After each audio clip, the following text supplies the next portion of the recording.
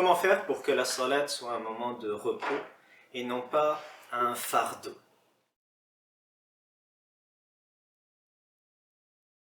Salam alaikum wa rahmatullahi wa barakatuh.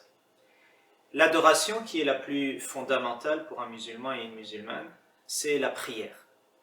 Et cette prière, elle est tellement importante qu'Allah subhanahu wa ta'ala nous demande de la faire quotidiennement et à plusieurs reprises. Ce qui fait que pour une personne qui ne reconnaît pas la valeur de la prière, qui ne savoure pas ce moment particulier d'intimité avec Allah Azza wa Jal, ça devient un fardeau. Et rapidement, ça devient une plainte. J'ai une prière le matin, et puis encore le midi, et l'après-midi, et quand le soir vient, et lorsque la nuit tombe, ça devient lourd pour une personne qui n'a pas réussi à, encore une fois, goûter à la saveur, la beauté de la prière. Pour remédier à ce problème, nos savants ont parlé de ce sujet et ont mis en place de nombreuses techniques qui sont là pour nous aider à nous questionner sur le pourquoi de la prière, en comprendre la sagesse et mettre en place des techniques très pratico-pratiques pour faire encore une fois que la prière soit un moment de repos.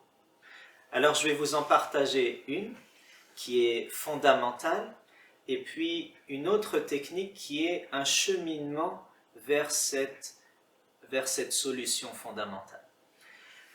Ce sur quoi il faut travailler fondamentalement, c'est savoir qui est Allah. Et lorsqu'on reconnaît la grandeur de Dieu, le fait qu'il est absolu, éternel, qu'on lui est pleinement redevable, qu'il nous a tout offert, de la chose la plus petite à la chose la plus grande, même la capacité de respirer par exemple, chose qu'on fait sans remercier Dieu bien des fois, jusque le rejoindre, Inch'Allah, au paradis, on lui est complètement redevable. Et lorsqu'on travaille sur notre foi, lorsqu'on approfondit notre croyance, le moment de prière vient un moment où on court vers la prière et non pas on y va en reculant, parce qu'on va vers l'être qu'on chérit, l'être qu'on aime, l'être pour lequel l'être qu'on adore véritablement.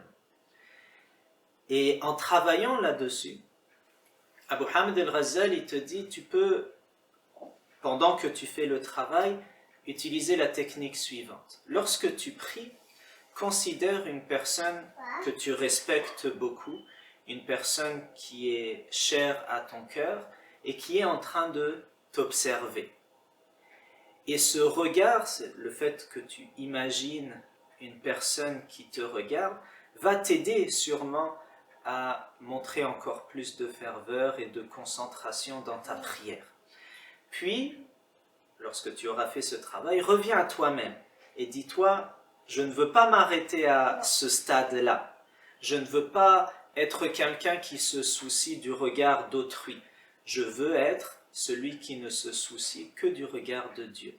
Et donc, tu utilises ce travail d'imagination pour aller de l'avant et aller jusqu'à te soucier encore une fois du regard d'Allah Azza wa Jal et de faire la meilleure prière qu'il soit parce que tu sais qu'il t'observe, parce que tu le fais par amour, parce que tu es tellement redevable pour lui, subhanahu wa ta'ala, exalté soit-il.